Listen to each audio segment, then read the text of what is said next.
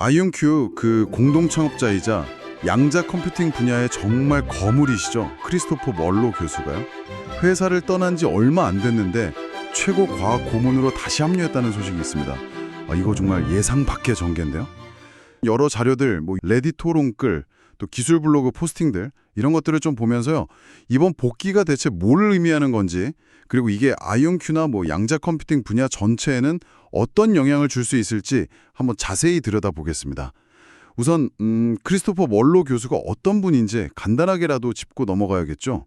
듀크대 석좌 교수시고요. 듀크 양자센터 소장도 맡고 계시고, 특히 그 이온 트랩 방식 양자 컴퓨터 분야에서는 세계적인 선구자시잖아요. 네, 맞습니다. 아이온큐 공동 창업자이기도 하고 또 미국 국립과학원 회원이기도 하죠. 이분의 기여는 정말 상당합니다. 그 1995년에 최초의 양자 논리 게이트를 실현한 것부터 시작해서요. 이온 트랩을 이용해서 큐빗을 확장 가능하게 만드는 그런 아키텍처 설계까지. 그러니까 이 분야의 거의 모든 중요한 단계에 이분 이름이 빠지지 않아요.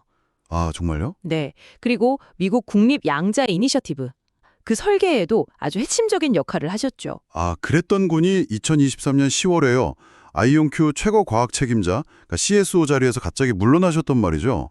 공식적인 이유는 학계 연구랑 정책 활동에 다시 집중하겠다 이거였는데, 근데 그때 인터뷰에서 물리적인 부분은 해결됐고 이제 엔지니어링 문제다 이런 말씀을 하셔서 이게 여러 해석을 낳았어요. 맞아요. 그 아이온큐 CEO는 감사하다는 뜻을 표했지만 시장 반응은 즉각적이었죠.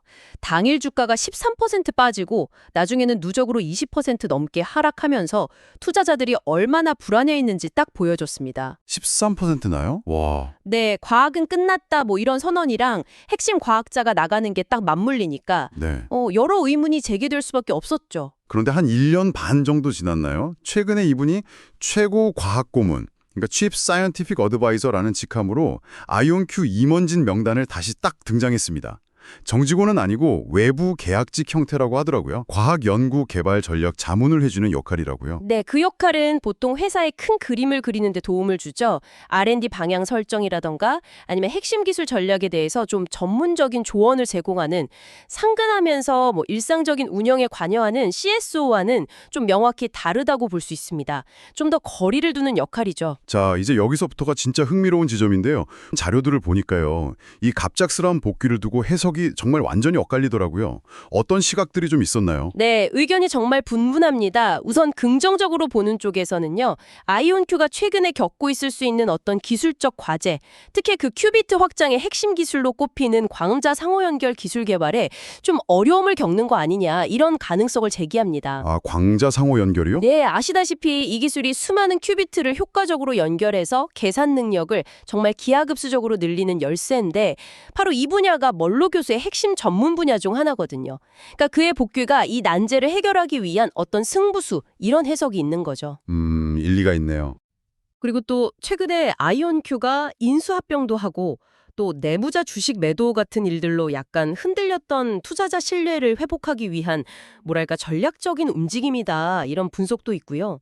아예 멀로 교수 본인이 아이온큐의 기술적 잠재력, 그러니까 한 줄기 빛을 다시 봤기 때문에 돌아온 거다, 이런 시각도 있습니다. 그렇군요. 하지만 예전에 과학은 끝났다, 이제 공학이다 이렇게 말했던 걸 생각하면 약간 고개를 갸웃하게 되기도 해요. 혹시 그때 선언이 너무 빨랐던 건 아닐까요?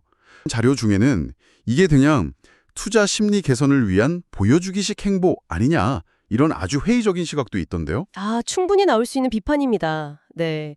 아이온큐가 엔지니어링 문제라고 딱 선을 그었지만 실제로는 예상치 못한 더 근본적인 어떤 과학적 돌파구가 필요하다는 걸 뒤늦게 깨닫고 그를 다시 부른 거 아니냐, 이런 가능성도 배제할 수는 없죠. 그렇죠. 이게 마치 혁신적인 엔진 설계는 다 끝났다고 선언했는데 막상 대량 생산하려고 하니까 예상 못한 문제에 부딪혀서 다시 엔진 설계자를 부르는 약간 그런 상황과 비슷하다고 볼 수도 있어요.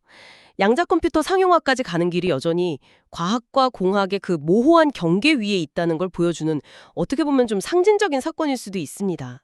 그리고 멀로 교수의 복귀는 또 아이온큐의 현재 상황과 맞물려서 봐야 하는데요.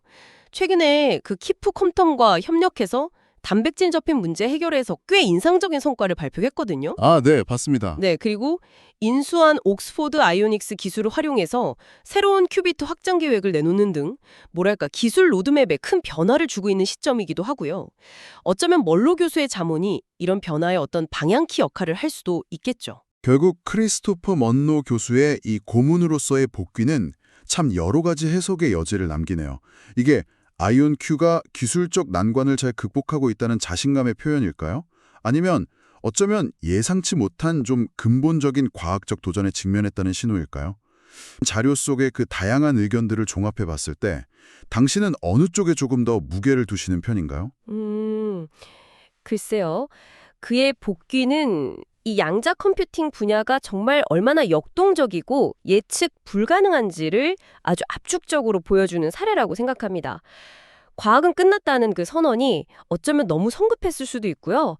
혹은 엔지니어링의 문제가 곧 새로운 과학적 질문을 던지는 과정임을 보여주는 것일 수도 있죠. 아, 멀로 교수의 그 명성이나 또 창업자로서 아이온큐를 얼마나 깊이 이해하고 있겠어요. 그걸 고려할 때 그의 그 제한적인 고문 역할이 앞으로 아이온큐의 확장성 문제 해결에 정말 실질적인 돌파구를 마련해 줄지 아니면 그 길이 여전히 멀고 험난하다는 걸 보여주는 또 다른 지표가 될지는 이건 정말 시간이 말해줄 문제 같습니다.